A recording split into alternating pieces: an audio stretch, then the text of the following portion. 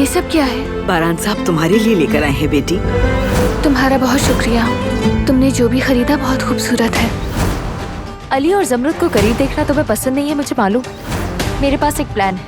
क्या प्लान है? तुम अपनी जेब में हाथ डालकर मेरी मदद करोगे तो मेरी शादी होगी और जमरुद तुम्हारी हो जाएगी।